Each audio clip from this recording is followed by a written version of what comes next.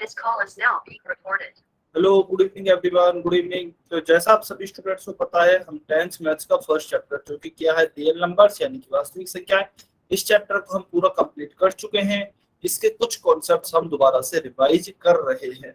ठीक है, तो देखिए आज हमारा कौन सा कॉन्सेप्ट हम रिवाइज करने वाले हैं, क्यूब्स एंड क्यूब रूट्स यानी कि घन और घनमूल। पिछली क्लास में हमने कौन सा कॉन्सेप्ट रिवाइज किया था, वर्ग और वर्गमूल, या फिर इंग्लिश में जिसे हम क्या कहते हैं, स्क्वायर एंड स्क्वायर रूट्स। तो क्यूब एंड क्यूब रूट्स बिल्कुल स्क्वायर एंड स्क्वायर रूट्स के जैसा ही है। केवल आपको ध्यान क्या रखना है कि जहां पर वर्ग में हम घात 2 लिखते थे, यहाँ पर आप घन में उसकी घात 3 लिखेंगे। ठीक है, तो देखिए किसी संख्या के घन को उसकी घात पर 3 लिखकर दर्शाया जाता है। वर्ग में क्या होता है 2 और घन में क्या होती है घात 3। वर्ग और वर्गमूल टॉपिक में जहां पर भी 2 आता था ना, वहां पर घन और घनमूल में 3 आएगा। बस यह आपको ध्यान रखना है। जैसे उदाहरण के तौर पे मान लीजिए मुझे 2 का घन ज्ञात करना है, तो 2 का घन को मैं क्या लिखूंगा, घन का मतलब ही क्या है, घन का मतलब है घात 3। तो 2 का घन का मतलब क्या हो गया, 2 की घात 3। 2 की घात को 3 को हमने लिखा 2 की पावर ऊपर 3। अभी देखिए इसका मतलब क्या है, हमने पावर का मतलब देखा था, घात का मतलब क्या होता है, किसी भी संख्या का घात का मतलब उस संख्या को स्वयं से उतनी ही बार गुना करना है। 2 की घात 3 है तो हम क्या करेंगे, 2 को 3 बार गुना करेंगे, 2 गुणा 2 गुणा 2।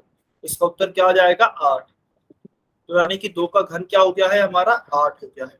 इसी तरीके से -4 का घन निकालना है, तो क्या किया, -4 की घात 3, -4 को फिर हम 3 बार गुणा करेंगे क्योंकि घात 3 है। -4 गुणा -4 गुणा -4। देखिए -4 गुणा -4 जब आप करेंगे तो माइनस माइनस प्लस हो जाएगा, 4 गुणा 4 16 हो जाएगा। फिर प्लस का 4 का आप इस -4 से और आगे गुणा करेंगे तो प्लस गुणा माइनस क्या होगा माइनस, और 16 इंटू 4 क्या होगा आपका 64। तो माइनस का 64 आपका करेक्ट उत्तर आएगा। इसका -4 के घात 3 का या फिर -4 के घन का। अच्छा, निर्मला देवी की आईडी से जो स्टूडेंट है बेटा अपने आपको म्यूट पे कर लीजिए। यदि कोई डाउट है तो डाउट पूछ सकते हैं, अदरवाइज अपने आप को म्यूट पे रखना है। तो -4 की घात 3 का उत्तर क्या हो गया, माइनस का 64। ठीक है, अब जैसे हम यदि किसी भी संख्या का घन निकालते हैं तो उसे हम क्या कहेंगे, उसे हम पूर्ण घन या फिर घन संख्या कहेंगे। वर्ग में क्या कहते थे, वर्ग में यदि भी किसी भी संख्या का हम वर्ग निकालते थे तो उसे वर्ग संख्या या पूर्ण वर्ग कहते थे। पूर्ण संख्या या फिर पूर्ण वर्ग कहते थे। यहाँ पर क्योंकि हम किसी भी संख्या का घन निकाल रहे हैं तो उसे हम क्या कहेंगे, पूर्ण घन या फिर घन संख्या कहेंगे। जैसे 125 है, 125 आपका 5 का घन होता है तो यह एक घन संख्या होगी।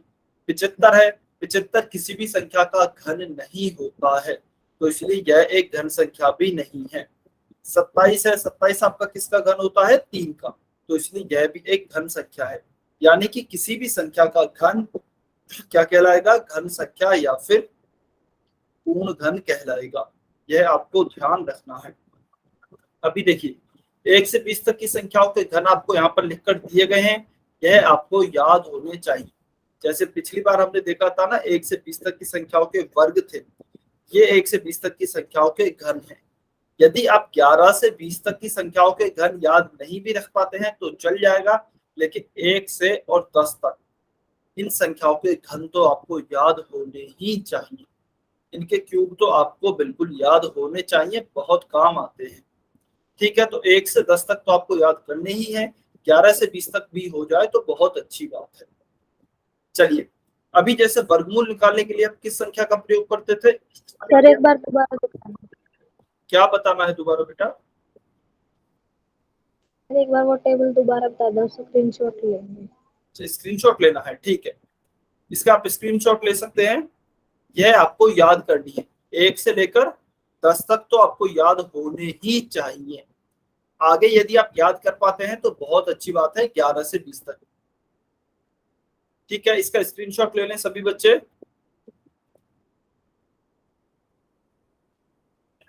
ठीक है, तो देखिए जैसे वर्गमूल निकालने के लिए हम किस चिन्ह का प्रयोग करते थे, इस तरह के कुछ चिन्ह का, या फिर कई बार इस चिन्ह का प्रयोग ना करके इसको ऊपर यहाँ 2 भी लिख देते हैं छोटा। और जिस संख्या का वर्गमूल निकालना होता है उसे अंदर लिखते हैं यहाँ पर। इसी तरीके से चिन्ह यही होगा, बस यहाँ 2 की जगह 3 लिख देंगे। तो यदि यहाँ पर 3 लिखा हुआ है तो उसका और अंदर कोई संख्या है तो उसका मतलब है कि हमें उसका क्या निकालना है, घनमूल निकालना है। जैसे यहाँ पे हमें पता चलता था उसका वर्गमूल निकालना है, यदि यहाँ पर इस रूट के ऊपर यहाँ पर 3 लिखा हुआ है तो इसका घनमूल यानी कि क्यूब रूट निकालना है। जैसे उदाहरण के तौर पे अगर मैं बात करूं तो 125 का घनमूल लिखना है हमें, तो कैसे लिखेंगे, इस तरह का चिन्ह बनाया, इसके ऊपर यहाँ छोटा 3 लिखा हुआ है और अंदर कितना लिखा है 125, तो उसका मतलब क्या हो गया 125 का घनमूल। सेम इसी तरीके से 64 का घनमूल लिखना है तो 64 लिखा, उसके ऊपर यह चिन्ह बनाया। घनमूल में आपको ध्यान रखना है कि यह 3 का लिखा हुआ होना ही जरूरी है, 3 का लिखा हुआ होना बहुत जरूरी है। यदि 3 नहीं लिखा होगा और आप खाली यह बनाएंगे तो उसका मतलब तो हो जाएगा कि यह 64 का वर्गमूल है। तो आपको यहाँ पर 3 लिखना ही लिखना पड़ेगा, 3 लिखेंगे तभी पता लगेगा कि यह क्या है, घनमूल है यानी कि क्यूब रूट है। ठीक है। अच्छा, अब जैसा हमने वर्गमूल में देखा था, वर्गमूल का मतलब क्या होता था, वर्गमूल का मतलब होता था घात 2। हमने पढ़ा था, यदि आपको ध्यान हो तो, वर्ग का मतलब तो होता था देखिए घात 2, वर्गमूल का मतलब होता था घात 1/2। ऐसे ही घन का मतलब हमने पढ़ा है घात 3 और घनमूल का मतलब क्या होगा, घात 1/3, घात 1/3। तो जैसे हमने यहाँ पर बोला था ना, आप ध्यान से देखें तो देखिए जहां पर भी वर्ग और वर्गमूल में 2 आ रहा है वहां पर घन और घनमूल में 3 आएगा। तो इसलिए आप इन्हें अलग अलग टॉपिक की तरह ना देखें, एक ही टॉपिक है, बस थोड़ा ही डिफरेंस है 2 और 3 का। वर्ग और वर्गमूल में यदि आप देखें घात उल्टी थी तो हमने क्या बोला था, वर्ग और वर्गमूल एक दूसरे के विपरीत होते हैं या फिर अपोजिट होते हैं। सेम ऐसे ही घन और घनमूल में यदि आप देखेंगे तो इनकी भी घात विपरीत है, तो आप इसमें भी कह सकते हैं घन और घनमूल एक दूसरे के विपरीत होते हैं। और घनमूल की घात कितनी होती है, घनमूल की घात का मतलब है 1/3। तो देखिए 125 है, 125 के आगे ये क्यूब रूट लिखा है, इसका मतलब क्या है 125 की घात 1/3। सेम ऐसे ही 64 है, 64 का घनमूल निकाला है तो उसका मतलब क्या हो गया 64 की घात 1/3। यह आपको ध्यान रखना है। और नेक्स्ट हमारा पॉइंट वही है कि घनमूल और घन एक दूसरे के विपरीत प्रक्रिया है, यानी कि एक दूसरे के अपोजिट है। और यहाँ पर अपोजिट का मतलब क्या है, सेम मतलब है जो कि वर्ग और वर्गमूल में था। जैसे उदाहरण के तौर पर यदि हम बात करें तो 7 है, उसका हमें वर्ग निकालना है और उसका वर्गमूल भी निकालना है। तो हम क्या कहते थे कि वर्ग और वर्गमूल एक दूसरे के विपरीत प्रक्रिया है, तो वर्गमूल से वर्ग कट जाएगा, क्या उत्तर आएगा 7 उत्तर आएगा। इसी तरीके से मान लीजिए यहाँ पर दिया गया है 8 का घन और उसका फिर हमें घनमूल निकालना है, 8 का घन है और उसका घनमूल निकालना है, तो हम यह कह सकते हैं कि घन और घनमूल एक दूसरे के विपरीत प्रक्रिया होती है, इसलिए एक दूसरे को काट देंगे तो क्या उत्तर आ जाएगा हमारा 8 उत्तर आ सर जाएगा। आवाज नहीं आ रही आपकी। अच्छा, मेरी आवाज आ रही है, आपके हो सकता है इंटरनेट कनेक्शन वीक हो या फिर नेटवर्क अच्छे से नहीं आ रहे होंगे, तो आप किसी ऐसी जगह पे चले जाइए जहां आपके नेटवर्क अच्छे आते हैं, या फिर अगर तब भी नहीं आए तो आप क्लास काट कर दोबारा से ज्वाइन कर सकते हैं। ठीक है, तो यह है हमारा घन और घनमूल। घन और घनमूल एक दूसरे के विपरीत होते हैं और एक दूसरे को कैंसिल कर देंगे। ठीक है, जैसे यहाँ पर हमें एक उदाहरण क्या दिया गया है, घनमूल दिया गया है किसका, 343 का। तो देखिए 343 क्या होता है, 343 होता है आपका 7 का क्यूब यानी कि 7 का घन। तो इसे मैं ऐसे लिख सकता हूँ 7 का घन और इसका फिर मुझे घनमूल निकालना है। अभी यहाँ से फायदा क्या होगा, हम डायरेक्ट लिख सकते हैं कि घन और घनमूल एक दूसरे के विपरीत होते हैं, तो इस घन से यह घनमूल कट गया और उत्तर क्या आएगा 7, 7 हमारा सही उत्तर होगा। ठीक है, चलिए, क्या सभी को यहाँ तक क्लियर है घन और घनमूल क्या होते हैं। उसके बाद फिर हम घनमूल निकालना सीखते हैं, जैसा कि हमने वर्गमूल निकालना सीखा था। यहाँ तक किसी स्टूडेंट को कोई डाउट है क्या, यदि सब कुछ क्लियर है तो y लिखें, कहीं कुछ भी डाउट है तो n लिखें। सभी बच्चे कमेंट करके बताएंगे क्या सभी बच्चों को क्लियर है घनमूल क्या होता है, घन क्या होता है, घन की घात, घन में घात कितनी होती है, घनमूल में घात कितनी होती है। अच्छा, मोनिया जांगरा की आईडी से जो स्टूडेंट है, बेटा हो सकता है आपने क्योंकि क्लास अभी ज्वाइन करी है तो शायद इसलिए आपको समझ में नहीं आया होगा। क्योंकि बाकी बच्चों को समझ में आ गया है तो आप एक काम कर सकते हैं, आप क्लास के बाद रुक जाना, आपको समझा दिया जाएगा। और यदि कोई डाउट है तो आप वैसे डाउट पूछ सकते हैं। वॉल्यूम नहीं आ रही? अच्छा, बाकी बच्चों को वॉल्यूम आ रही है क्या? एक बार वाई और एन लिखकर बताइए, सभी को वॉल्यूम आ रही है ना?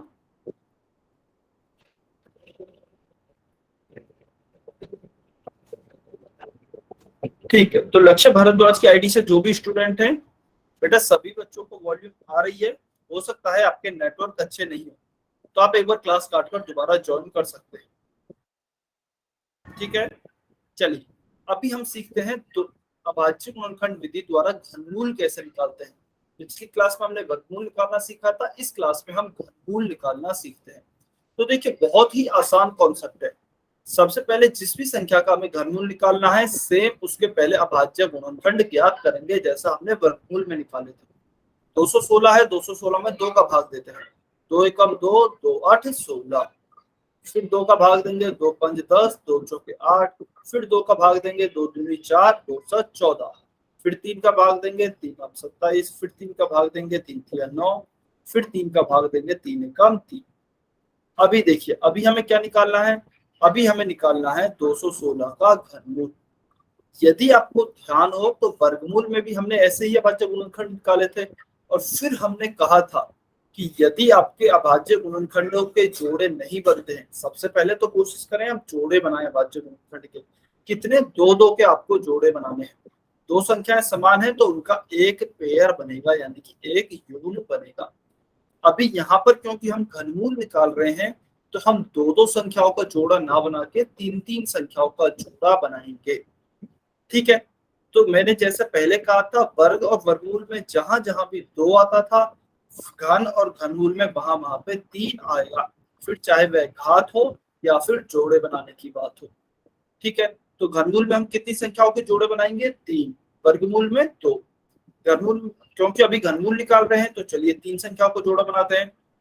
एक जोड़ा यह हो गया, 3 2 है तो एक जोड़ा यह हो गया और एक जोड़ा यह हो गया।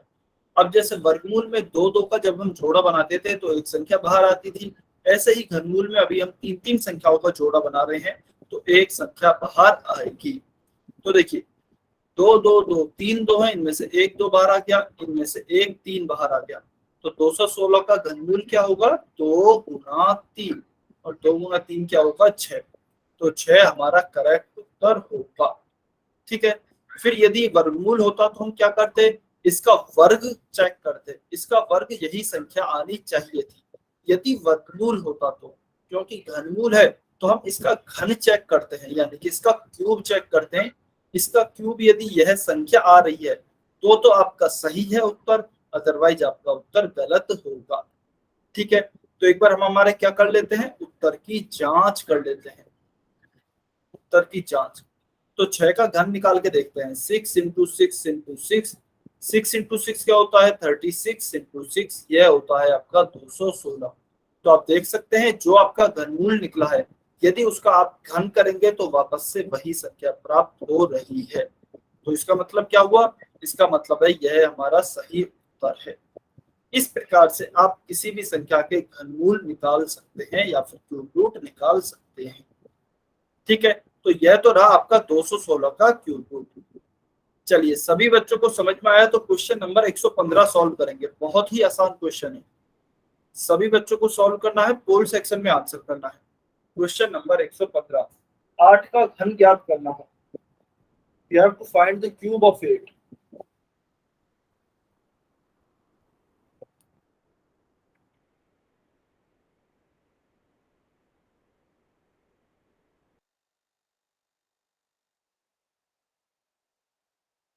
सभी बच्चे सॉल्व करेंगे और पोल सेक्शन में आंसर करेंगे।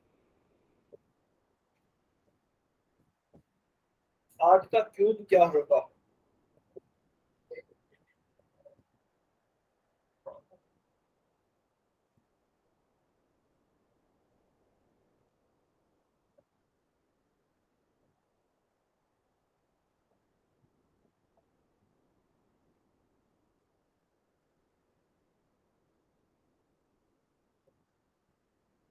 सभी बच्चे सॉल्व करें, बोल्ड सेक्शन में आंसर करें, बहुत ही आसान क्वेश्चन है।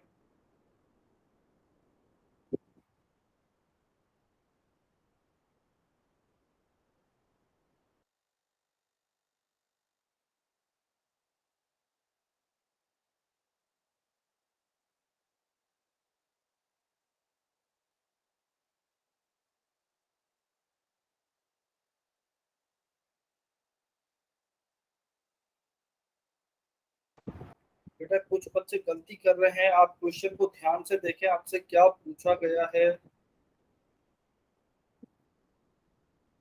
हमसे पूछा गया है 8 का घन ज्ञात कीजिए, find cube of it.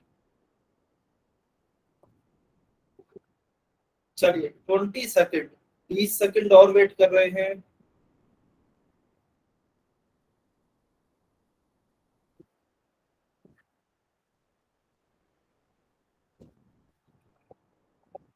10 second,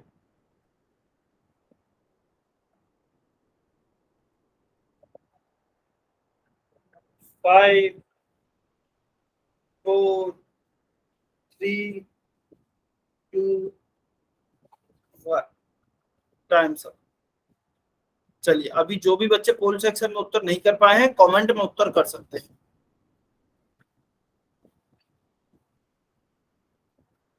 ठीक है, चलिए एक बारी सभी बच्चे अपना उत्तर लिखेंगे, आपने क्या उत्तर दिया है पोल सेक्शन में। कमेंट में आपको लिखना है, ए लिखा है तो ए लिखेंगे, बी लिखा है तो बी लिखेंगे, सी है तो सी और डी है तो डी। एक बारी कमेंट में आपको उत्तर करना है।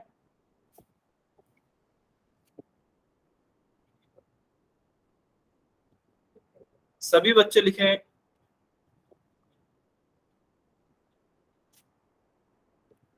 किसी एक बच्चे ने और ऑप्शन सी उत्तर दिया है, जल्दी से लिखें।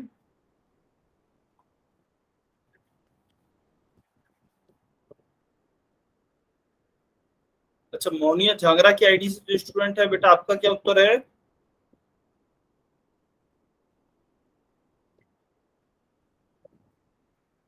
ठीक है, चलिए लक्ष्य भारद्वाज की आईडी से जो स्टूडेंट है, एक बार आप अनम्यूट करके बताएंगे कैसे आया आपका ऑप्शन बी।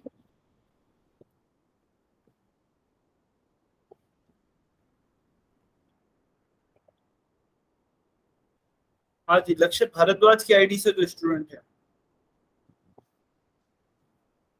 आपका ऑप्शन बी उत्तर कैसे आया।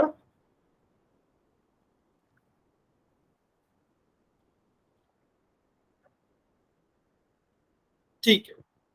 अच्छा, लक्ष्य भारद्वाज की आईडी से या फिर नीला शर्मा की आईडी से जो स्टूडेंट है, एक बार आप अनम्यूट करके बताएंगे बेटा।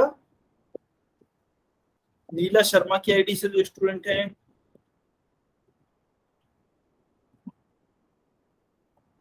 जल्दी से अनम्यूट करें, बताइए एक बार। देखिए डरने की जरूरत नहीं है, आपने क्वेश्चन को कैसे सॉल्व किया है बस वह बताना है।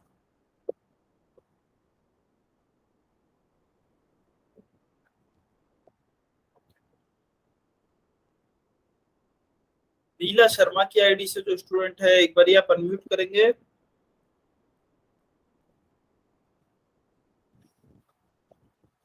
ठीक है, चलिए कोई बात नहीं। 8 का हमें घन निकालना है, तो घन का मतलब क्या होता है, किसी भी संख्या के घन का मतलब है घात 3। तो 8 की घात 3 हो गया। 8 की घात 3 का मतलब क्या है, 8 गुना 8।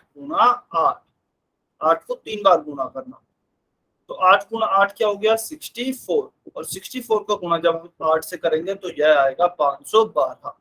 तो ऑप्शन सी 512 हमारा सही उत्तर होगा।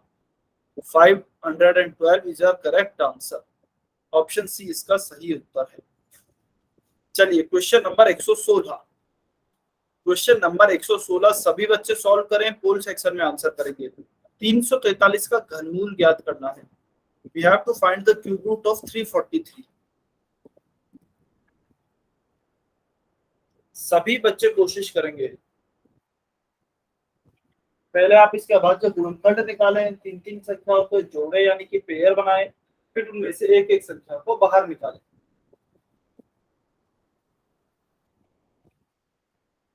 सभी बच्चे सॉल्व करें।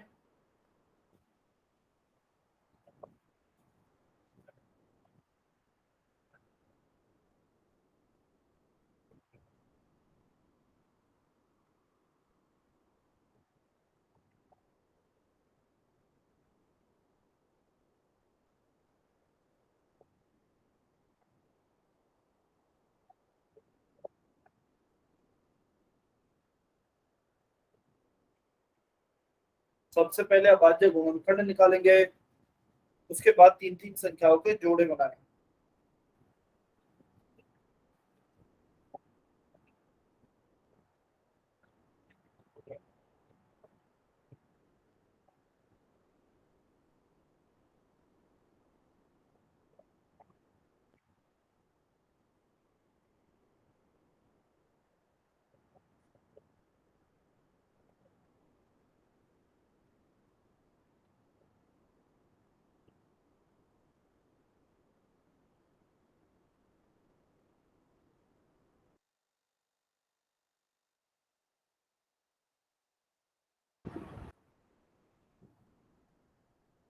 सभी बच्चों को सॉल्व करना है 343 का घनमूल। ऑप्शन ए है 17, ऑप्शन बी है 7, ऑप्शन सी है 49 यानी कि 49, और ऑप्शन डी है 9 यानी कि 9।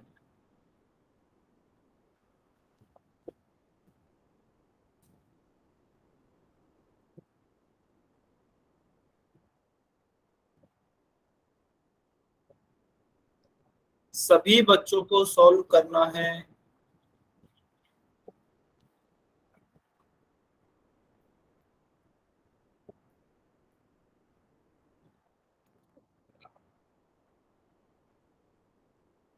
चलिए 30 सेकेंड, 30 सेकेंड और हैं।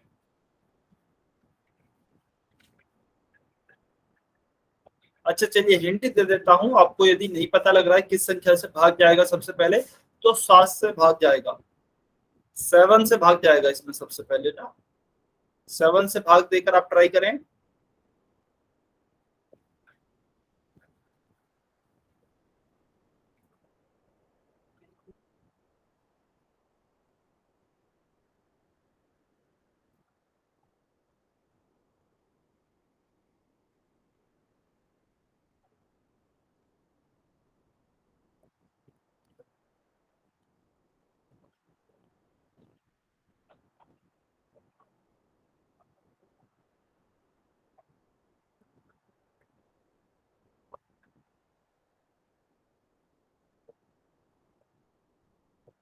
सभी बच्चे आंसर करेंगे।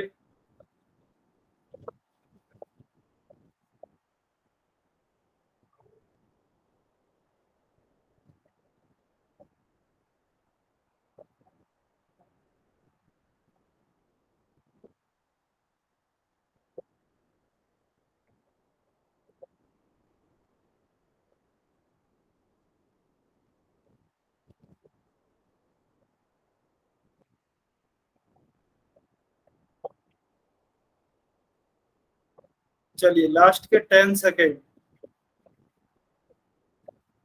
10 सेकेंड और हैं।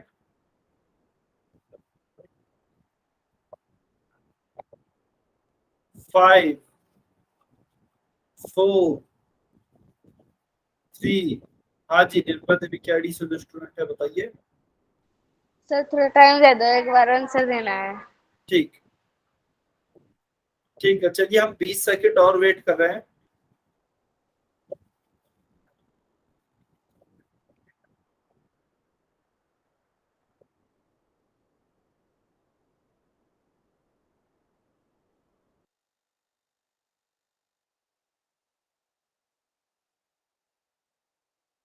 ट्वेंटी सेकेंड और है, जो भी बच्चे आंसर नहीं कर पाए हैं आंसर करें।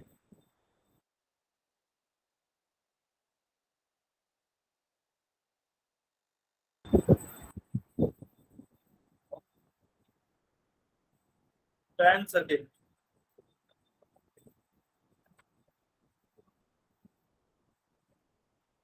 5, 4, 3,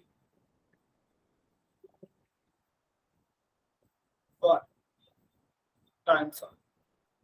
चलिए अभी इस क्वेश्चन को सॉल्व करते हैं। जो भी बच्चे पूर्ण सेक्शन में उत्तर नहीं कर पाए हैं कमेंट में उत्तर कर सकते हैं। देखिए हमें क्या दिया गया है, 343 का घनमूल यानी कि क्यूब रूट निकालना है।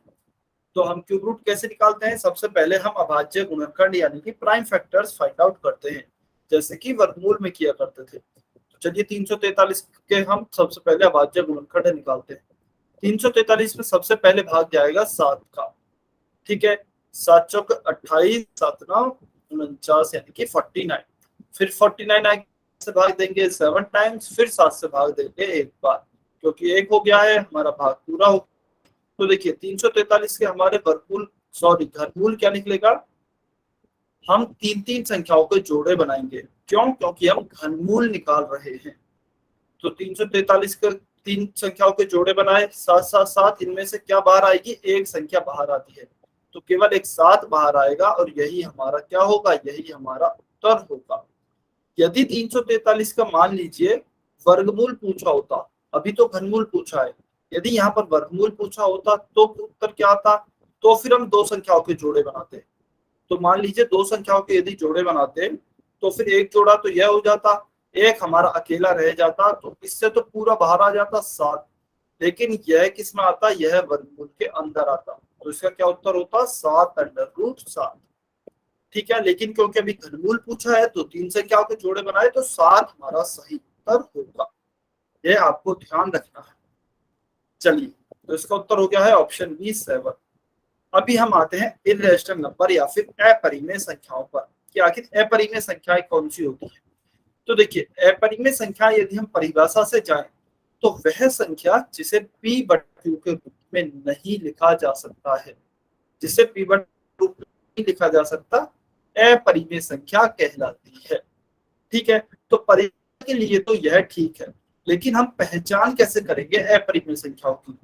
तो देखिए अपरिमेय संख्याओं और परिमेय संख्याओं की पहचान करना बहुत आसान है। परिमेय संख्याएं फिर भी काफी तरह की आ जाती हैं, जैसे कि मान लीजिए कोई पूर्णांक है, 2 हो गया, -7 हो गया, -15 हो गया, ये सभी पूर्णांक यानी कि इंटीजर्स हैं, तो ये आपकी कौन सी संख्या होंगी, परिमेय संख्याएं। ये होंगी आपके रैशनल नंबर, आर लिख रहा हूं, ठीक है, आर मतलब रैशनल नंबर मतलब परिमेय संख्या। फिर कोई भी दशमलव की संख्या हो गई, मान लीजिए 3.5 है, यह भी आपकी रैशनल नंबर होगी। फिर आपकी कोई भी भिन्न हो गई, मान लीजिए 5/7 है, यह भी आपकी रैशनल नंबर होगी। या फिर कोई भी वर्गमूल के अंदर यदि यहाँ पर कोई वर्ग संख्या लिखी है, अंडर रूट या फिर स्क्वायर रूट में कोई वर्ग संख्या लिखी गई है, उदाहरण के लिए √4, क्योंकि 4 का मान क्या होगा, √4 का 2 होगा, 2 हमारा फिर से एक पूर्णांक बच जाएगा और फिर से यह रैशनल नंबर होगा। तो यदि वर्गमूल में वर्ग लिखा हुआ है तब तो होगा रैशनल नंबर, लेकिन यदि वर्गमूल के अंदर वर्ग नहीं लिखा है तो होगा यह आपका इर्रेशनल नंबर। आई लिखा है, आई का मतलब क्या है, इर्रेशनल नंबर, चलिए इर्रेशनल ही लिख देते हैं। तो आपको इर्रेशनल यानी कि अपरिमेय संख्या पहचानने का बहुत ही सरल तरीका है, क्या है कि आपके वर्गमूल के अंदर किसी संख्या का वर्ग नहीं लिखा है तो वह आपका इर्रेशनल अपरिमेय संख्या होगी। और वर्ग आपको इसलिए पिछली क्लास में याद करके आने को बोले थे कि आप 1 से 20 तक की संख्याओं के वर्ग याद करके आएंगे। ठीक है, उदाहरण के तौर पे देखें तो √3 है, तो देखिए वर्गमूल के अंदर 3 लिखा है, क्या 3 किसी भी संख्या का वर्ग है क्या, बिल्कुल नहीं, इसीलिए यह अपरिमेय संख्या होगी। ऐसे ही √7 है, क्या √7 भी किसी संख्या का वर्ग है, 7 भी नहीं है किसी भी संख्या का वर्ग, तो यह भी अपरिमेय संख्या है। √2 है, क्या 2 किसी संख्या का वर्ग है क्या, बिल्कुल नहीं, तो यह भी हमारी कैसी संख्या हो गई, अपरिमेय संख्या हो गई। हाँ, अगर इनकी जगह होता √9 तो √9 हम कह सकते हैं 9 3 का वर्ग होता है, और जब 9 3 का वर्ग होगा तो क्या हो जाएगा, इसे मैं 3 का स्क्वायर लिख सकता हूँ और हम कहेंगे वर्ग से वर्गमूल कट जाता है, तो 3 उत्तर आएगा और यह क्या होगी, यह एक परिमेय संख्या होगी। तो मेन आपको यह याद रखना है, यदि वर्गमूल के अंदर वर्ग है तो रैशनल यानी कि परिमेय संख्याएं, और यदि वर्गमूल के अंदर वर्ग नहीं है तो आपका इर्रेशनल नंबर या फिर अपरिमेय संख्याएं होगी। ठीक है, यह ध्यान रखना है आपको। चलिए, तो यहाँ पे यह पॉइंट लिखा भी है, यदि वर्गमूल के अंदर कोई पूर्ण वर्ग संख्या, कोई पूर्ण वर्ग फिर वर्ग संख्या नहीं लिखी है तो वह एक अपरिमेय संख्या होगी। जैसे 3 और 5 की तो हमने बात कर ली है, अंडर रूट में 12 है, तो 12 भी आपका एक पूर्ण वर्ग नहीं है, इसलिए यह भी एक अपरिमेय संख्या होगी। आज किसी स्टूडेंट का कोई डाउट है क्या, या फिर सबको समझ में आ गया है क्या होती है परिमेय संख्या। और इन्हें QC से दर्शाया जाता है, Q से रेशनल नंबर को दर्शाते हैं और इसके ऊपर यदि C लगा देते हैं तो यह हो जाती है हमारी इर्रेशनल नंबर। क्या सभी बच्चों को समझ में आया क्या होती है इर्रेशनल नंबर यानी कि अपरिमेय संख्याएं? वाई और एन लिखकर बताएंगे जल्दी से कमेंट में, क्या सभी को क्लियर है? यदि वर्गमूल के अंदर वर्ग संख्या नहीं है, रूट में यदि कोई भी वर्ग संख्या नहीं है तो वो तो हो गई आपकी अपरिमेय संख्या, और यदि कोई भी वर्ग संख्या लिखी हुई है तो फिर होती है आपकी परिमेय संख्या यानी कि रैशनल नंबर। सभी बच्चे कमेंट करके बताएं क्या सभी को क्लियर है? यदि कुछ भी डाउट है तो आप पूछ सकते हैं।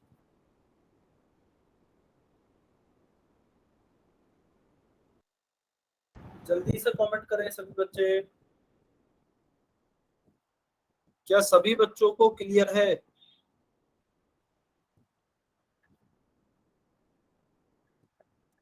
बाकी के बच्चे क्यों कमेंट नहीं कर रहे हैं? आज साक्षी गिरोह की आईडी से जो स्टूडेंट है, नीला शर्मा, लविश भारद्वाज की आईडी से जो स्टूडेंट है, जबरदस्ती वाई भी नहीं लिखना है। यदि समझ में आया है तो वाई लिखे, नहीं आया है तो एन लिखे। ठीक है, सभी को समझ में आ गया है, क्लियर है? चलिए क्वेश्चन नंबर 117 ध्यान से सॉल्व करना है, जल्दबाजी में गलती नहीं करनी है। क्वेश्चन नंबर 117 सभी बच्चे सॉल्व करें और पोल सेक्शन में आंसर करेंगे। क्वेश्चन हमें दिया गया है, निम्न में से कौन सी एक अपरिमेय संख्या है? Which of the following is an irrational number?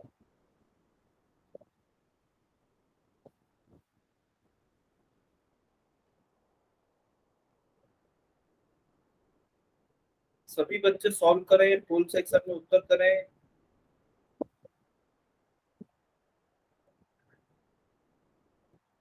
Very good, काफी बच्चों के आंसर आ रहे हैं।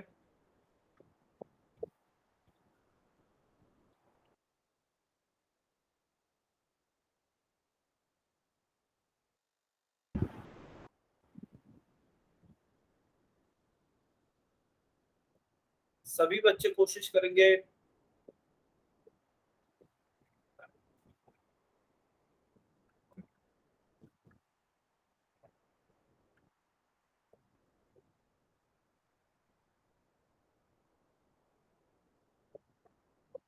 बहुत ही आसान क्वेश्चन है। 20 सेकेंड, 20 सेकेंड और वेट कर रहे हैं।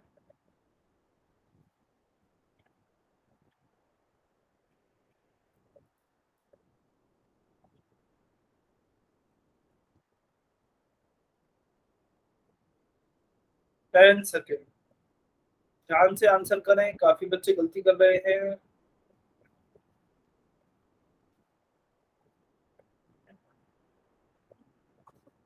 5, 4, 3, 2, 1, टाइम्स अप। चलिए, अभी जो भी बच्चे पोल सेक्शन में उत्तर नहीं कर पाए हैं कमेंट में उत्तर कर सकते हैं। हमसे पूछा गया है कौन सी एक अपरिमेय संख्या है। अभी हमने देखा कि यदि वर्गमूल में किसी भी संख्या का वर्ग नहीं लिखा हुआ है तो वह अपरिमेय संख्या होगी। ठीक है, देखिए पहली दशमलव वाली संख्या है, यह कैसी है? हमने पढ़ा था यह परिमेय संख्या होती है। फिर यह भिन्न है, यह भी हमने पढ़ा परिमेय संख्या होती है। अंडर रूट 11 है, क्या 11 किसी भी संख्या का वर्ग है क्या?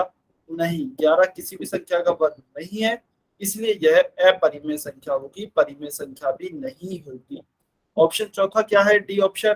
25 है, लेकिन हम जानते हैं 25 5 का वर्ग है, तो यहाँ पर अंडर रूट के अंदर वर्ग लिखा हुआ है, इसलिए यह परिमेय संख्या है। तो अपरिमेय संख्या कौन सी हो गई हमारी? अपरिमेय संख्या हो गई option C, under root 11 is irrational number.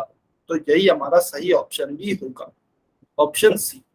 ठीक है, चलिए अभी हम देखते हैं वास्तविक संख्याएं यानी कि रियल नंबर्स की वास्तविक संख्याएं क्या होती हैं। रियल नंबर्स क्या होते हैं? रैशनल और इररेशनल यानी कि परिमेय और अपरिमेय संख्याओं को यदि आपस में मिला दिया जाए, सभी प्रकार की संख्याएं आपके जो सिलेबस में है वो सभी वास्तविक संख्याएं होंगी, सभी संख्याएं रियल नंबर्स होंगे। कोई भी आप संख्या ले लें वो सभी रियल नंबर होंगे, चाहे फिर वह परिमेय है, चाहे फिर वह अपरिमेय है, चाहे पूर्णांक है, चाहे पूर्ण संख्या है, चाहे प्राकृत है, चाहे भिन्न है, चाहे दशमलव की संख्या है, सभी प्रकार की संख्याएं आपकी कैसी होंगी? वास्तविक संख्याएं, रियल नंबर्स होंगे। ठीक है। अब आप कहेंगे कि सर फिर सारी संख्याएं ही वास्तविक संख्याएं हैं, तो ऐसी कौन सी संख्या है जो कि वास्तविक संख्याएं नहीं होती हैं? वो आप आगे 11th क्लास में पढ़ेंगे, जिन्हें कि हम काल्पनिक संख्याएं या फिर इमेजिनरी नंबर कहते हैं। ठीक है, वो आप 11th क्लास में पढ़ेंगे। अभी के लिए आपके सिलेबस में सभी जो भी संख्याएं हैं वो सारी ही वास्तविक संख्याएं हैं। ठीक है, तो चलिए वास्तविक संख्याओं के हम कुछ एग्जाम्पल देख लेते हैं। यहाँ पे हमें दिया गया है कुछ परिमेय संख्याएं 0, 1/2, -3.5, -9, 4। ये सारी कैसी हैं? रैशनल नंबर यानी कि परिमेय संख्याएं हैं। तो ये भी हमारी वास्तविक संख्याएं हो गई, ये भी वास्तविक संख्याएं हैं। ये सारी इरेशनल यानी कि अपरिमेय संख्याएं हैं, ये सारी भी वास्तविक संख्याएं हैं। तो आप कोई भी प्रकार की संख्याएं ले ले, वह सभी वास्तविक संख्याएं होंगी, यह आपको ध्यान रखना है। ठीक है, जैसे उदाहरण के तौर पे मान लीजिए √3 - 5। यदि हम देखें √3 - 5 में, तो इसमें एक अपरिमेय संख्या है, एक परिमेय संख्या है। लेकिन कोई हमसे पूछे क्या यह एक वास्तविक संख्या है, तो वास्तविक संख्या तो सारी ही होगी। तो बिल्कुल ये सभी हमारी क्या है? सारी ही हमारी वास्तविक संख्याएं हैं। जैसे इसके बाद 5√5 है, यह हमारी एक अपरिमेय संख्या हो गई, फिर यह हमारी एक अपरिमेय संख्या हो गई, लेकिन ये सभी ही वास्तविक संख्याएं हैं, यह आपको ध्यान रखना है। क्या सभी बच्चों को क्लियर है क्या होती हैं वास्तविक संख्याएं? जल्दी से y और n लिखकर बताइए। कोई भी प्रकार की संख्या आपको दिखे, सारी ही वास्तविक संख्याएं हैं। ठीक है, जो वास्तविक नहीं होती है वो आप 11th क्लास से पढ़ेंगे। सभी बच्चे कमेंट करके बताएंगे। ठीक है, सभी बच्चों को समझ में आया? बहुत बढ़िया, वेरी गुड, बहुत अच्छे। तो अभी ऑपरेशंस ऑन रियल नंबर्स, अभी कौन सा टॉपिक आता है? ऑपरेशंस ऑन रियल नंबर्स यानी कि वास्तविक संख्याओं पर संक्रियाएं। ठीक है, तो इस टॉपिक में हम क्या पढ़ने वाले हैं? ऑपरेशंस पढ़ने वाले हैं रियल नंबर्स यानी कि वास्तविक संख्याओं पर। तो कौन कौन से ऑपरेशन हो सकते हैं? जोड़ हो सकता है, घटाव हो सकता है, गुणा हो सकता है और भाग हो सकता है। तो देखिए, जोड़ में हम क्या करते हैं? जोड़ और घटाव में समान प्रकार की जो भी हमारी इरेशनल नंबर होंगे, यानी कि जो भी समान अपरिमेय संख्या है, समान अपरिमेय संख्या, केवल उनको ही जोड़ा और घटाया जा सकता है। यदि आपकी असमान अपरिमेय संख्या है, असमान अपरिमेय संख्या है, तो उन्हें जोड़ा और घटाया नहीं जा सकता, जोड़ा और घटाया नहीं जा सकता, यह आपको ध्यान रखना है।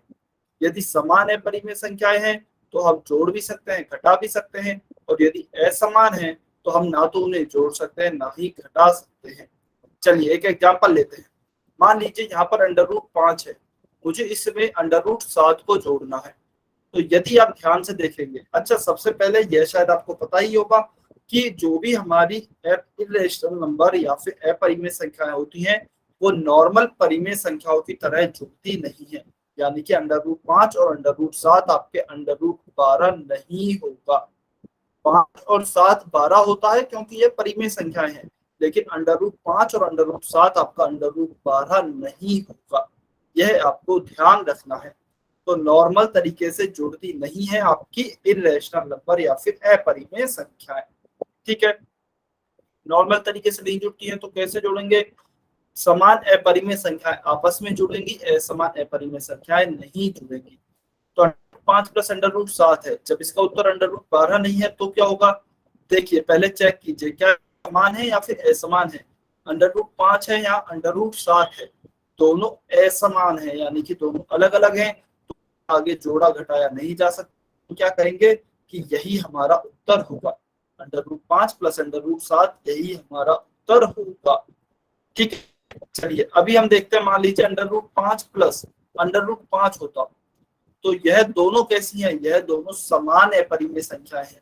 तो इन्हें भी जोड़ना ऐसे नहीं है कि समान है तो जोड़ दिया √10 आ गया 5 और 5, ऐसा नहीं करना है।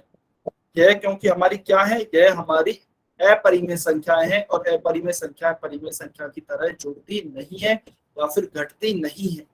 तो क्या आएगा, √5 यहाँ पे है, √5 यहाँ पर है, तो टोटल कितने √5 हो गए, टोटल 2 √5 हो गए, एक यह और एक यह, टोटल 2 √5 हो गए। तो 2 √5 हमारा इसका करेक्ट उत्तर आएगा, ना कि √10। तो कभी भी आप वास्तविक संख्याओं को या फिर अपरिमेय संख्याओं को जोड़े घटाएं, यह आपको ध्यान रखना है। ठीक है, चलिए एक और एग्जांपल लेते हैं। मान लीजिए, अच्छा इसको और कैसे समझ सकते हैं, 2 √5 कैसे आया, √5 को मैं कॉमन ले रहा हूँ, √5 कॉमन लिया, तो यहां से कॉमन लिया √5 पूरा कॉमन आ गया, क्या बचा, एक बचा, एक लिखा। एक क्यों बचा, क्योंकि अच्छा देखिए इसको हम ऐसे लिख सकते हैं, शायद कुछ बच्चों को कंफ्यूजन हो कि सर एक कैसे बचा, √5 गुणा 1 लिख सकता हूँ इसे, क्योंकि एक का किसी भी संख्या में गुणा करें तो वही संख्या आती है, प्लस इसे भी √5 गुणा 1 लिख सकता हूँ। ठीक है, अभी देखिए √5 को कॉमन लेते हैं, ये √5 चला गया, कितना बचा, एक बचा, एक प्लस यह भी हमारा बाहर कॉमन चला गया, तो यहाँ पर भी क्या बचा, एक बचा, तो यह एक, तो √5 गुणा 1 + 1 क्या हो गया 2, और 2 × √5 क्या होता है 2 √5। तो 2 √5 या तो आप ऐसे समझ लें कॉमन लेके, या फिर आप ऐसे समझ सकते हैं कि एक √5 यहाँ पर है, एक और √5 उसमें जुड़ रहा है, तो यह हो गया आपका 2 √5। ठीक है, चलिए एक और एग्जांपल लेते हैं, √3 + 3 √3 + √7 + 2 √7। अभी देखिए यहाँ पर √3 है, यहाँ पर √3 है, दोनों समान अपरिमेय संख्याएं हैं, तो ये दोनों जुड़ सकती है। यहाँ √7 है, यहाँ √7 है, तो ये दोनों भी समान अपरिमेय संख्याएं हैं, ये भी जुड़ सकती है। आपको केवल √ के अंदर वाला पार्ट देखना है जो कि अपरिमेय हिस्सा है। ठीक है, यहाँ आगे यह परिमेय हिस्सा नहीं देखना है, केवल अपरिमेय हिस्सा देखेंगे। अच्छा मान लीजिए इसमें एक और संख्या होती प्लस का √5, एक मिनट इसे मैं इरेज कर देता हूं जिससे आप अच्छे से समझ पाए। मान लीजिए यहाँ पर यह और होता √5, तो फिर हम क्या कहते, √5 के साथ तो कोई भी संख्या नहीं है, तो इसे ऐसे के ऐसे ही लिखा रहने देंगे। तो चलिए सबसे पहले ये दोनों समान अपरिमेय संख्या है, इन्हें जोड़ते हैं। एक √3 यहाँ पर है, 3 √3 यहाँ पर, टोटल कितने √3 हो गए, 3 यहाँ पर, एक यहाँ पर, टोटल 4 √3 हो गए, तो 4 √3। यहाँ पर प्लस है, प्लस लिखा, √7 एक यहाँ पर है, 2 यहाँ पर है, तो 2 ये हो गए, एक ये हो गया, टोटल कितने √7 हो गए, टोटल 3 √7 हो गए, एक यह और 2 यह, और प्लस का √5 है यहाँ पर, तो प्लस का √5 की जगह प्लस का √5 लिखा रहने दी।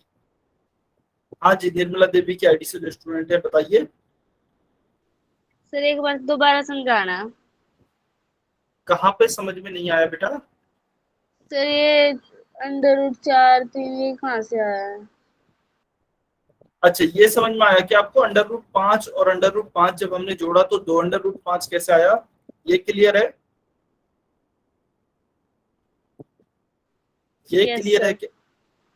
तो देखिए बिल्कुल सेम ऐसे ही हमने किया है। यहाँ पे मान लीजिए एक √3, यहाँ पे क्या लिखा हुआ है, यहाँ पे हम मान सकते हैं एक √3 है, और यहाँ है लिखा हुआ है 3 √3। सबसे पहले तो ये समझिए कि ये जुड़े क्यों, क्योंकि यहाँ पर समान अपरिमेय संख्या है इसलिए जुड़ेंगे। फिर जुड़ेंगे कैसे, √3 को हमने कॉमन लिया, ये मान लीजिए, यहाँ पर क्या बचा, यहाँ पर एक बचा, प्लस यहाँ पर √3 कॉमन आ गया, तो यहाँ पर क्या बचा, यह 3 बचा, तो यहाँ पर यह 3 बचा। ठीक है, प्लस √7 लिखा, यहाँ पर √7 है, केवल एक ही है, तो यहाँ पर एक बचा, प्लस यहाँ पर कितने √7 है, 2 √7 है, तो यहाँ पर 2 बचा, प्लस √5 है, तो √5 का √5। या तो आप कॉमन लेकर ऐसे समझ सकते हैं, ठीक है, या फिर अगर आप कोई बच्चा डायरेक्ट समझना चाहे तो वह डायरेक्ट भी समझ सकता है। कैसे, एक √3 यहाँ पर है, 3 √3 यहाँ पर है, मान लीजिए मेरे पास एक सेब है, एक तो कुछ भी है, मान लीजिए एक एप्पल मेरे पास यहाँ पर है, ये ए लिख रहा हूँ मैं एप्पल की जगह पे, ठीक है। एक एप्पल मेरे पास यहाँ पर है और 3 एप्पल मेरे पास यहाँ पर है, तो टोटल कितने एप्पल हो गए?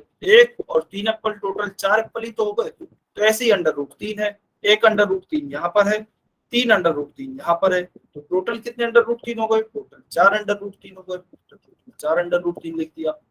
प्लस एक √7 यहाँ पर है, 2 √7 यहाँ पर है, तो टोटल कितने √7 हो गए? टोटल 3 √7 हो गए, तो टोटल 3 √7 हमने यहाँ पर लिख दिया। प्लस √5 है, प्लस का √5 लिख दिया। अभी हम आगे क्या इन्हें और जोड़ सकते हैं क्या? आगे कोई भी आगे कोई भी समान अपरिमेय संख्या नहीं है। √5 अलग है, √7 अलग है, √3 अलग है। तो आगे क्योंकि सारी जो भी अपरिमेय संख्याएं हैं वो असमान हैं, अलग अलग हैं, तो हम कह सकते हैं कि इन्हें और आगे नहीं जोड़ा जा सकता। इसलिए केवल इसका उत्तर यहीं तक ही आएगा। इसलिए इसका कहां तक? यहीं तक ही उत्तर आएगा, यही हमारा सही उत्तर होगा। क्लियर है? अभी समझ में आया? यदि अभी भी समझ में आया है तो y लिखें, नहीं आया है तो n लिखें। सभी बच्चे कमेंट करके बताएंगे बेटा। देखिए रिवीजन कराया जा रहा है, अभी आपको समझ में आना चाहिए। यदि अभी भी समझ में नहीं आया है तो आप पूछ सकते हैं, ठीक है। समझ के जाना है, को कंफ्यूजन नहीं रखना है, ठीक है। सभी को क्लियर है ना? तो ये इस तरीके से तो हम जोड़ सकते हैं। फिर देखिए आप, हो सकता है आपको घटाव दे दिया जाए। घटाव का मतलब क्या है? मान लीजिए 4 √7 है, इसमें से हमें 3 √7 घटाना है, तो बिल्कुल आप नॉर्मल घटाव की तरह लीजिए इसको, ठीक है। अंडर रूट की संख्याओं से कभी भी डरना नहीं है। ऐसे समझिए इस √7 को एप्पल है ये, तो 4 एप्पल मेरे पास यहाँ पर है, उनमें से 3 एप्पल माइनस हो गए, 3 एप्पल किसी और ने ले लिए, तो कितने एप्पल बचे? 1 एप्पल बचा, तो उस एप्पल की जगह पे बस √7 है। 4 √7 है, उनमें से 3 √7 ले लिए, तो कितना √7 बचा? 1 √7 बचा। यह हमारा उत्तर हो गया। बस आपको क्या नहीं करना है? कभी भी असमान अपरिमेय संख्याओं को नहीं घटाएंगे। √7 है, इससे माइनस √2 दिया गया है, तो आप जल्दबाजी में बच्चे क्या करते हैं? √5 लिख देंगे इसको, क्योंकि 7 - 2 = 5 होता है, तो √7 - √2 बराबर √5 कर दिया है। यह गलत है।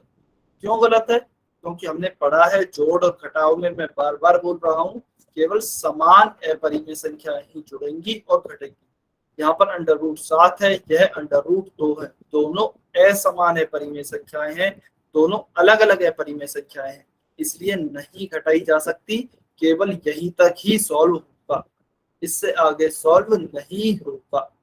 यह आपको ध्यान रखना है, ठीक है। चलिए एक क्वेश्चन लेते हैं, क्वेश्चन के थ्रू समझेंगे अब हम एग्जांपल्स के थ्रू, तो सभी बच्चे ध्यान रखेंगे। मान लीजिए एक और एग्जांपल है, जैसे 5 √5 प्लस 2 √5 माइनस 3 √5 प्लस √7।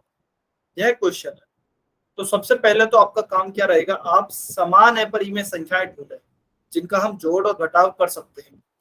√5 यहाँ पर है, √5 यहाँ पर है, √5 यहाँ पर है, ये तीनों समान अपरिमेय संख्या हो गई। यहाँ पर क्योंकि √ का 7 है, तो यह अलग अपरिमेय संख्या हो गई, ठीक है। तो अब जो भी समान है ना, पहले उनको जोड़ घटाव कर लेते हैं उनके। तो चलिए देखिए ध्यान से समझेंगे। 5 √5 है, √5 को आप एप्पल की तरह ट्रीट करें, सेब की तरह समझें। 5 सेब हमारे पास यहाँ पर है, उसमें 2 सेब और आ गए, तो कितने सेब बचे? तो कितने सेब हो गए? 7 सेब हो गए। 5 यहाँ पर है, 2 और आ गए, इसका मतलब 7 हो गए। 2 और आए, मतलब क्यों आए 2 और? क्योंकि यहाँ प्लस का चिन्ह है, तो इसलिए मैं कह रहा हूँ 2 और जुड़ गए, तो टोटल 7 सेब हो गए। उसमें से फिर 3 सेब और घटा दिए गए, 3 सेबों को हमने घटा दिया क्योंकि माइनस है, तो माइनस के 3 सेब कर दिए, तो 7 सेब में से 3 सेब गए, तो कितने बचे? 4। तो इसी तरीके से आप समझ सकते हैं, यहाँ पर 5 √5 है, 5 है √5 के, उनमें से 2 और जुड़ गए, तो टोटल कितना हो गया? इन दोनों को अगर मैं लिखूं तो 7 √5 हो गया। इसमें से हमें 3 घटाने हैं, तो क्या बचा? 4 √5 बचा। और फिर यह क्या बचा, प्लस का अंडर रूट 7, इसे हमने एज इट इज लिख दिया। फिर अब हम आगे कह रहे हैं कि क्या और आगे सॉल्व हो सकता है। तो देखिए अब यह असमान अपरिमेय संख्या है, अलग अलग अपरिमेय संख्या है, तो और आगे सॉल्व नहीं हो सकता। तो यही हमारा उत्तर होगा, कितना, 4 अंडर रूट 5 प्लस का अंडर रूट 7, यही हमारा आंसर होगा। क्लियर है, समझ में आया सभी को? जल्दी से बताएं बेटा, रियल नंबर्स या फिर वास्तविक संख्याओं को कैसे जोड़ते और घटाते हैं, यह क्लियर है ना? सभी बच्चे कमेंट करके बताएंगे, सभी बच्चे।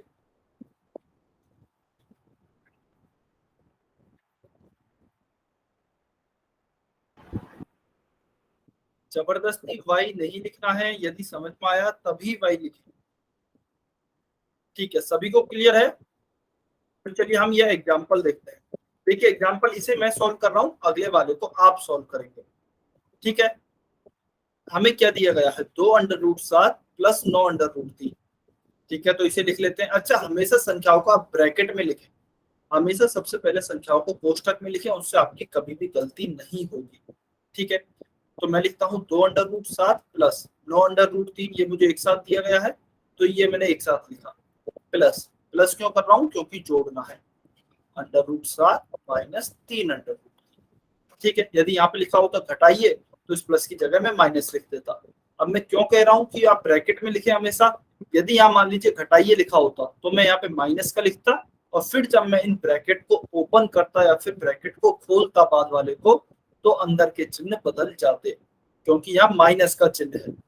ठीक है, अभी क्योंकि बाहर प्लस का चिन्ह है तो कुछ भी फर्क नहीं पड़ेगा, लेकिन आप आदत बना लें, आप हमेशा ही ब्रैकेट में लिखें। तो देखिए 2 अंडर रूट 7 का 2 under root 7 plus 9 under root 3 plus under root 7 minus 3 under root 3। अब देखेंगे समान और असमान अपरिमेय संख्याओं में। यहाँ अंडर रूट 7 है, यहाँ भी अंडर रूट 7 है, ये दोनों समान हो गई। उसके अलावा देखिए यहाँ अंडर रूट 3 है, यहाँ अंडर रूट 3 है, ये दोनों आपस में समान हो गई। तो सबसे पहले हम समान को एक साथ लिख लेते हैं। तो चलिए लिखते हैं, 2 अंडर रूट 7 है, इसको एचटीजी लिखा, प्लस में क्या है, अंडर रूट 7 है, प्लस अंडर रूट 7 लिखा। उसके बाद देखिए प्लस का 9 अंडर रूट 3 है, तो प्लस का 9 अंडर रूट 3 लिखा, माइनस का 3 अंडर रूट 3 है, तो माइनस का 3 अंडर रूट 3 लिखा। अभी क्या करेंगे, देखिए फिर से देखिए 2 अंडर रूट 7, दो तो हमारे पास पहले से ही है, उसमें कितने और जुड़ रहे हैं, एक और जुड़ रहा है अंडर रूट 7, तो टोटल हो गए 3 अंडर रूट 7।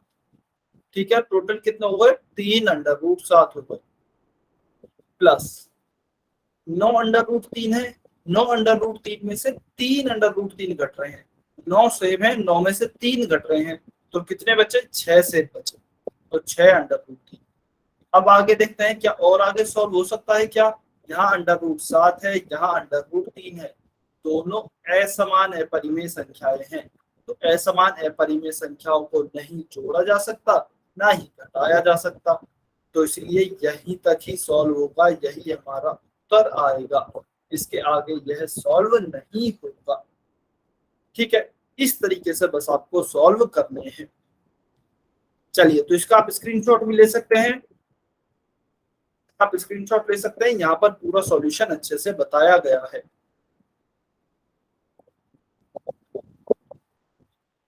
जल्दी से इसका स्क्रीनशॉट लें। ठीक, चलिए आज का हम लास्ट क्वेश्चन करते हैं।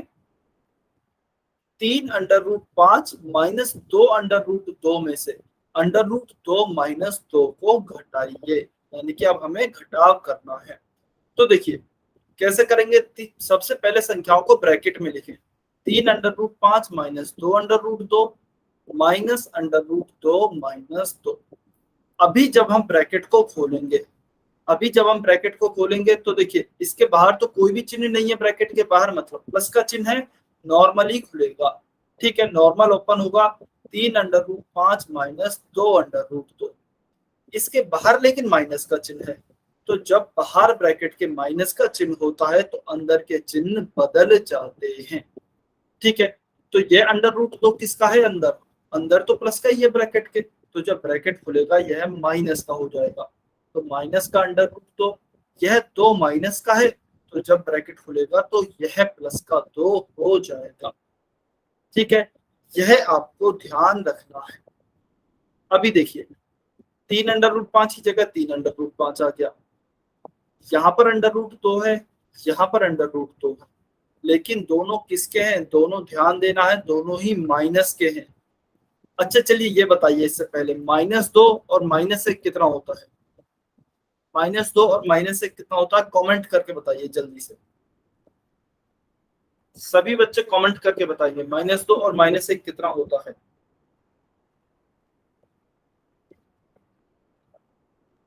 सभी बच्चे कमेंट करेंगे -2 और -1 कितना होता है?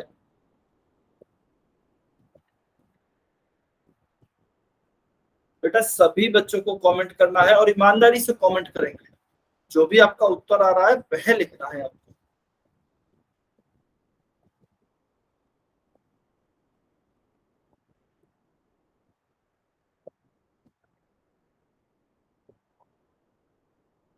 ठीक, तो देखिए यहाँ पर दोनों नेगेटिव चिन्ह है, और जब भी दोनों नेगेटिव चिन्ह आते हैं ना, तो देखिए जोड़ कब होता है? हमने ऑपरेशन ऑन इंटीजर्स यानी कि पूर्णांकों के संक्रियाओं में पढ़े थे, जबकि हमने जोड़ और घटाव पढ़े थे कि यदि दोनों संख्याओं के चिन्ह समान हैं, यदि चिन्ह समान है तो जोड़ होगा, और जोड़ होगा तो चिन्ह किसके समान आएगा? बड़े पूर्णांक के समान आएगा, बड़े पूर्णांक के समान आएगा। -2 -1 दोनों कैसे हैं? समान चिन्ह है, यदि समान चिन्ह होते हैं तो जोड़ होता है, तो 2 और 1 3 जोड़ दिया, और चिन्ह किसके समान आएगा? बड़े पूर्णांक के समान। बड़ा पूर्णांक माइनस का है तो यहाँ पर -3 आएगा। ठीक है, देखिए इसी प्रकार से सेम, जैसे यहाँ पर मान लीजिए -2 है, यहाँ पे तो माइनस के 2 है, यहाँ पर -1 है, तो टोटल कितने हो जाएंगे? टोटल हो जाएंगे आपके -3 क्यों हो रहे हैं? देखिए ऐसे समझिए, अभी के लिए मैं इस √2 को हटा देता हूँ, अभी के लिए मैं इसे ऐसे लिख देता हूँ -2 -1, तो क्या हो गया? -3, और √2 को जोड़ रहे हैं हम, तो √2 का √2, तो -2 और -1 दोनों जुड़ जाएंगे और क्या होंगे? -3 तो यहाँ पे हमारा उत्तर क्या आएगा इसका? इन दोनों के जोड़ से, इन दोनों के जोड़ से आएगा -3 और प्लस का 2 है यहाँ पर, तो प्लस का 2 का प्लस का 2। अब क्या कोई भी हमारी समान अपरिमेय संख्या आ रही है क्या? यहाँ √5 है, यहाँ 2 है अंडर में, यहाँ खाली 2 है, तो ये दोनों भी नहीं जुड़ेंगे, ध्यान रखना है। क्यों नहीं जुड़ेंगे? क्योंकि यहाँ तो √2 है, यह अपरिमेय संख्या है, जबकि यह 2 आपकी परिमेय संख्या है, तो ये भी नहीं जुड़ेंगे। तो फिर आगे कैसे सॉल्व होगा? इसके आगे सॉल्व नहीं होगा, यही हमारा उत्तर होगा। ठीक है, यह आपको ध्यान रखना है।